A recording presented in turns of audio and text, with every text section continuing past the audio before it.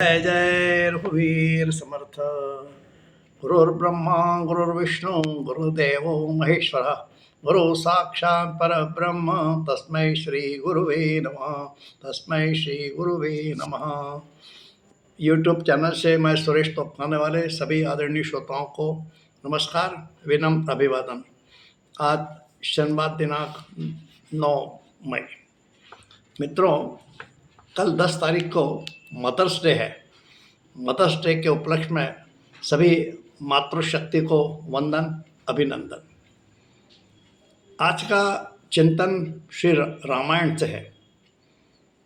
हम जानते हैं राम रावण का युद्ध है। युद्ध की तैयारी हो रही है दोनों तरफ से, और श्री राम लंका पहुंचते हैं। लंका में 3 पर्वत है। त्रिकुट पर्वत है जहाँ पर लंका है, लंका नगरी है। सुवेल पर्वत है जहाँ श्री राम का डेरा है, और एक पर्वत ऐसा है जहाँ रावण का रंग महल है। इस प्रकार से है। बहुत सुंदर लंका है, और राम लंका को देखकर प्रसन्न होते हैं। और विभीषण जो है वो राम को लंका की सारी जानकारी देता है। उनके साथ में हनुमान है, लक्ष्मण है, सुग्रीव है, अंगद है। इस प्रकार से उसी वक्त रावण के गुप्तचर शुक और सारण, ये दोनों राम की छावनी में आते हैं और श्री राम की सेना में घुसकर सेना की जासूसी करते हैं। लेकिन वानर उन्हें पहचान जाते हैं और पकड़ लेते हैं। दोनों गुप्तचर पकड़ लिए जाते हैं, और दोनों गुप्तचरों को पकड़कर वानर श्री राम के सामने लाते हैं और कहते हैं कि ये रावण के गुप्तचर हैं, यहाँ जासूसी करने आए हैं, इनका क्या किया जाए। राम कहते हैं छोड़ दो, इन्हें सेना देखने दो। तो गुप्तचरों को बड़ा आश्चर्य होता है कि ये राम कैसे हैं, हमें छोड़ रहे हैं, बहुत भोले दिखते हैं ये तो। लेकिन श्री राम लक्ष्मण से कहते हैं, लक्ष्मण इन्हें सेना दिखाओ, सारा परिचय कराओ। और साथ ही श्री राम गुप्तचरों से कहते हैं, जाकर रावण से कहना कि यह युद्ध तुम्हें बहुत महंगा पड़ेगा, इसलिए सीता को मुक्त कर दो। अब गुप्तचर सारा, लक्ष्मण साहब सेना घुमाते हैं, उनको सारे बताते हैं, सारी सेना देखते हैं, और गुप्तचर रावण के पास जाते हैं। रावण के पास जाने के बाद वह श्री राम की सेना का बखान करते कि राम की सेना कितनी विशाल है, शक्तिशाली है। इस प्रकार से सारी बातें बताते हैं। तो रावण को क्रोध आता है, तुम राम की सेना के बखान कर रहे हो, इसलिए उसका बहुत क्रोध आता है और उनको दोनों को भगा देता है। लंका की रचना सभी जानते हैं, बहुत सुंदर लंका है। राम सोचते हैं कि इसका नाश नहीं करना चाहिए, और न जाने इस लंका को बसाने में कितनी पीढ़ियां खपी होंगी। उसी समय राम ने देखा कि सामने रावण अपने गुप्तचरों के साथ आया हुआ है। विभीषण ने भी देखा। विभीषण राम को रावण का परिचय कराता, रावण के बारे में सब कुछ बताता है कि रावण कैसा है, क्या है, उसके बारे में मंदोदरी है, सब कुछ बताता है। और श्री राम ने रावण को यह पहली बार ही देखा था।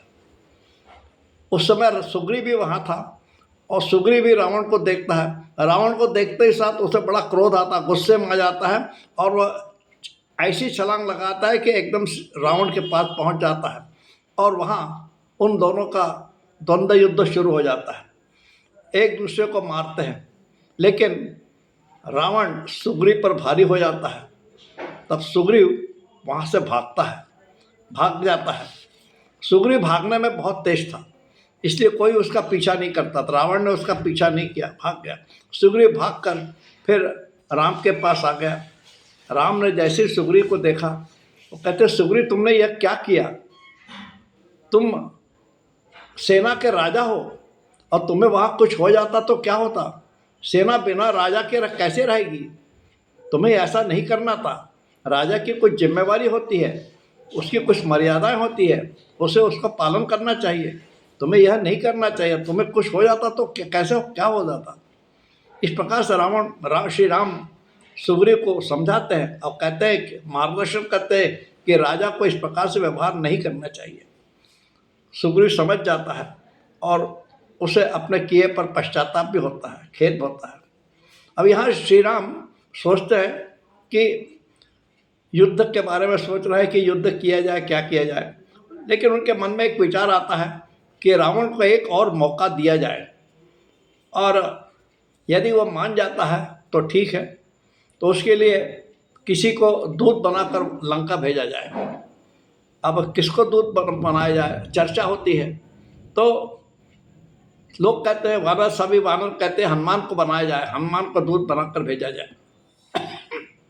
तो राम कहते हैं हनुमान को बार बार भेजना ठीक नहीं है, लंका वाले सोचेंगे कि इनके यहाँ हनुमान के सिवा दूसरा कोई है ही नहीं, इसलिए राम की इच्छा है कि दूसरे किसी को भेजा जाए। राम सोचते हैं और उन्होंने निर्णय किया कि अंगद को दूत बनाकर भेजा जाए। अंगद जवान है, पराक्रमी है, वीर है, और राम चाहते हैं कि युवकों को, नौजवानों को इस प्रकार से काम दिया जाए, उनके ऊपर विश्वास रखा जाए और उन्हें कुछ जवाबदारी सौंपना चाहिए जिससे वे काम कर सकें। तो इस प्रकार से वो सोचते हैं। लेकिन अंगद जो है वो एक कमज़ोर प्यादा है। कमज़ोर प्यादा कैसा है कि वो बाली का पुत्र है। जिस बाली को श्री राम ने मारा है उसका पुत्र है, शत्रु का पुत्र है अंगद, इसलिए वो कमज़ोर प्यादा है। वह इसका कभी भी बदला ले सकता, भेद कर सकता है। लेकिन राम उसके ऊपर विश्वास करते हैं और अंगद से कहते हैं, अंगद मैं तुम्हें दूत बनाकर रावण के पास भेज रहा हूँ, तुम्हें रावण के पास जाना है, शांति वार्ता करना है, रावण को समझाना है। ये यदि वह सीता मुक्त कर देता है तो यह युद्ध नहीं होगा, उससे कहना तुम्हारी लंका भी बचेगी और हजारों लोगों के प्राण बचेंगे।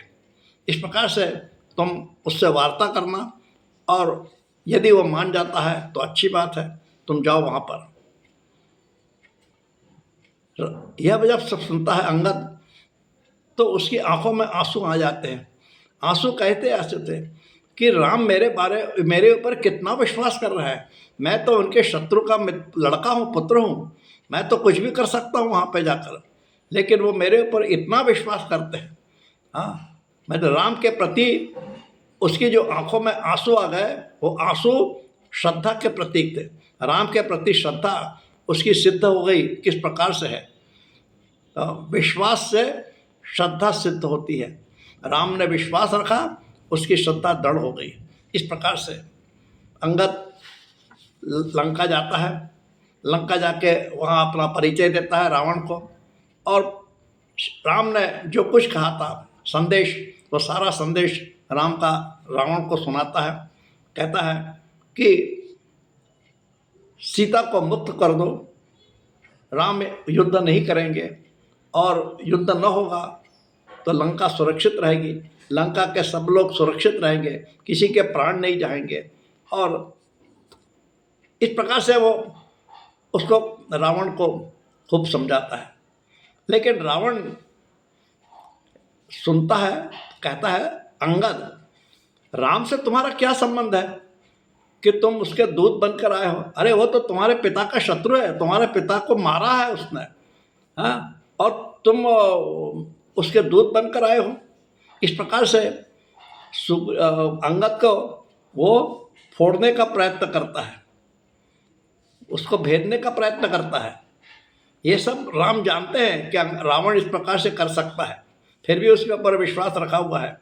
और रावण को क्रोध आता है, और जब अंगद राम के बारे में इस प्रकार से बताता है, रावण क्रोधित हो जाता है और अपनी शक्ति की बखान करता है कि मेरी शक्ति ऐसी है, मेरी सेना की शक्ति ऐसी है, मेरे ऐसे ऐसे सेना है। इस प्रकार से सारा बहुत बखान करता है।